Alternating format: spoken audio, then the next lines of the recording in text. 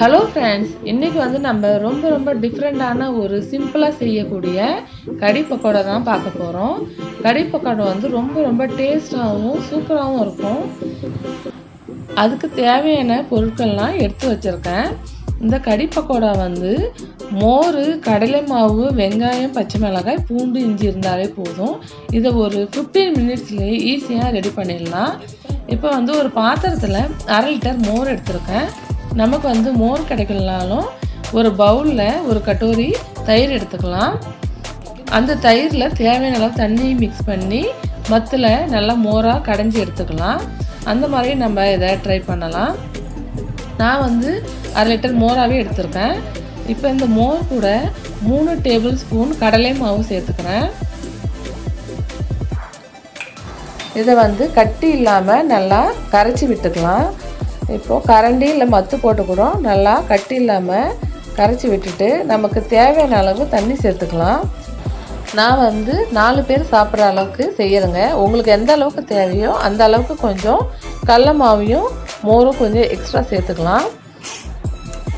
இதிலே தேவையான அளவு உப்பு சேர்த்து நல்லா மிக்ஸ் பண்ணி விட்டாச்சு. இப்போ வந்து பக்கோடா செய்கிறதுக்கு வந்து ஒரு பவுல் கடலை மாவு எடுத்திருக்கேன், ஒரு பெரிய வெங்காயம், 1/2 டேபிள் ஸ்பூன் மஞ்சள் தூள், 1/2 டேபிள் ஸ்பூன் தனி மிளகாய் தூள், தேவையான அளவு உப்பு, இது எல்லாத்தையும் சேர்த்துக்கலாம். இப்போ இதிலே தண்ணி விட்டு கொஞ்சம் பிசைஞ்சு எடுத்துக்கலாம். இந்த பக்கோடா செய்கிறதுக்கு வந்துங்க மாவு பக்குவம் வந்து ரொம்ப தண்ணியாட்டமும் இல்லாமல் ரொம்ப கெட்டியாகவும் இல்லாமல் கொஞ்சம் மீடியம் அளவுக்கு நல்லா பிசைஞ்சு எடுத்துக்கலாம். நமக்கு எந்த அளவுக்கு பக்கோடா வேணுமோ அந்த அளவுக்கு நம்ம வந்து கடலை மாவை எடுத்துக்கலாம். இப்போ நல்லா மிக்ஸ் பண்ணியாச்சு. பாருங்கள், இந்த அளவுக்கு இருந்தால் போதும்.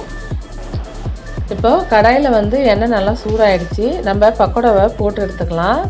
இந்த மாதிரி சின்ன பீஸாகவே நமக்கு தேவையான அளவுக்கு பக்கோடா சைஸ் போட்டுக்கலாம்.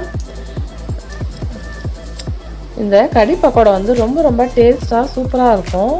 சாதம் சப்பாத்தி கூட ரொம்ப நல்லா இருக்கும். இந்த கறி பக்கோடா வந்து மோர் குழம்பு மாதிரியே தாங்க இருக்கும் பார்க்குறதுக்கு. ஆனால் அது கொஞ்சம் டிஃப்ரெண்ட்டாக இருக்கும். நீங்களும் வீட்டில் ட்ரை பண்ணி பாருங்கள். ட்ரை பண்ணி பார்த்துட்டு கமெண்ட்ஸில் சொல்லுங்கள் கறி பக்கோடா எப்படி இருந்ததுன்னு. எனக்கு பக்கோடா ரெடி ஆயிடுச்சு. அதை வந்து ஒரு பிளேட்டில் எடுத்து வச்சுக்கலாம்.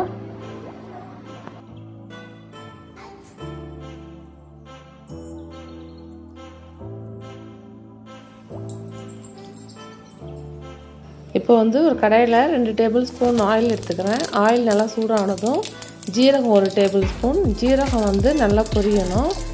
1/2 டேபிள் ஸ்பூன் பெருங்காயத்தூள், 2 பச்சை மிளகாய், ஒரு சின்ன துண்டு இஞ்சி, 4 பல்லு பூண்டு, இது எல்லாமே சின்னதாக கட் பண்ணி எடுத்துருக்கேன். அது எல்லாத்தையும் இதில் சேர்த்துக்கலாம். 3 கொத்து கருவேப்பிலை சேர்த்து நல்லா வதக்கி விட்டுக்கலாம். இந்த கறி செய்கிறதுக்கு வந்து கருவேப்பிலை ரொம்ப முக்கியங்க. அது நல்லா ஃப்ளேவராக இருக்கும். இப்போ இது எல்லாம் வதங்கிடுச்சு. இதில் 1/2 டேபிள் ஸ்பூன் மஞ்சள் சேர்த்து வதக்கி விட்டுக்கலாம். மோர் கடலை மாவும் சேர்ந்து கலந்து வச்சுருக்கு இல்லையா, அந்த மோர் அதை வந்து இதில் ஊற்றிக்கலாம். நல்லா ஊற்றிட்டு ஒரு 10 நிமிஷம் நல்லா கொதிக்க விடணும்.